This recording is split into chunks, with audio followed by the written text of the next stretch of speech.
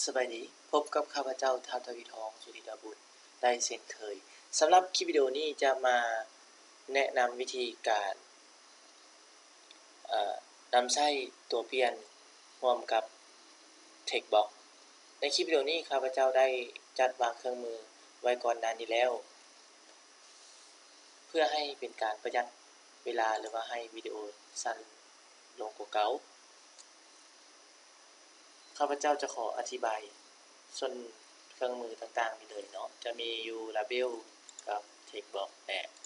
Button สำหรับ Label ก็ให้เปลี่ยนข้อความคือดังตัวอย่างนี้สำหรับ Textbox Man จะตั้งชื่อเป็น txt info แล้วเปลี่ยนข้อความในปุ่ม Button เป็นโอเคหลังจากนั้นให้ดับเบิลคลิก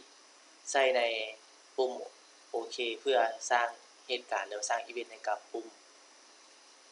เนาะก่อนที่จะเริ่มต้นเขียนโค้ดข้าพเจ้าขออธิบายจุดประสงค์ก่อนว่าเราจะเฮ็ดหยังเมื่อเวลาที่เราป้อนข้อมูลลงใน Textbox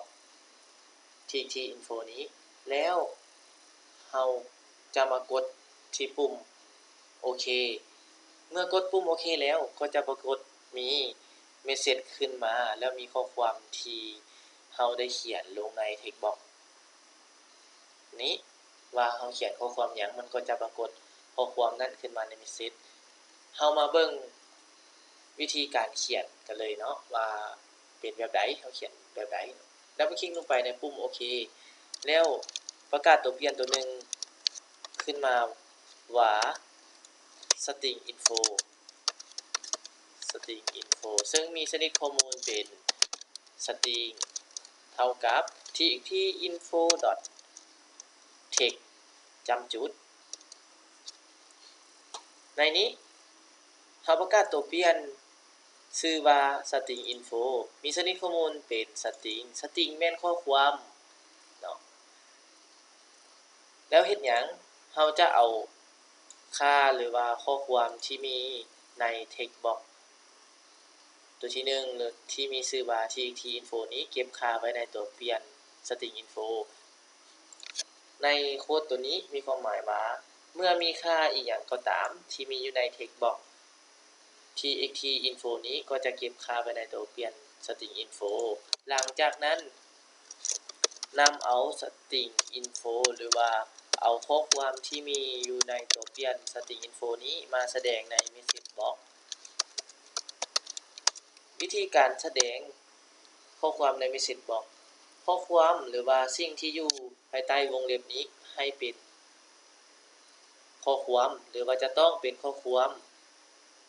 เราจึงจะสามารถแสดงได้ถ้าหากเป็นตัวเลขหรือ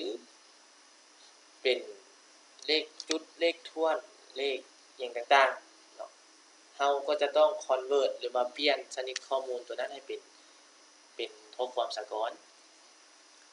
อันนี้แม่นขั้นตอนการสร้าง message box เฮามา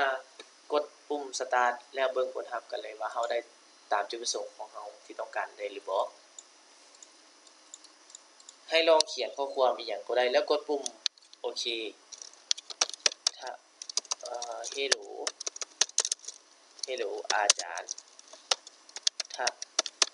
วีทองสุธิดาบุตรแล้วกดปุ่มโอเค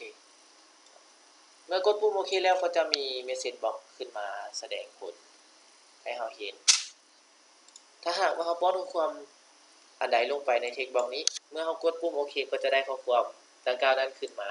สำหรับคลิปวิดีโอนี้ขอจบการสาธิตหรือว่าการสอนเพียงเท่านี้สำหรับคลิปวิดีโอต่อไปจะมาแนะนำวิธีการเขียนโปรแกรมด้วยภาษา C# ในตอนต่อไปสำหรับคลิปวิดีโอนี้ขอจบเพียงเท่านี้ขอขอบใจสำหรับการติดตาม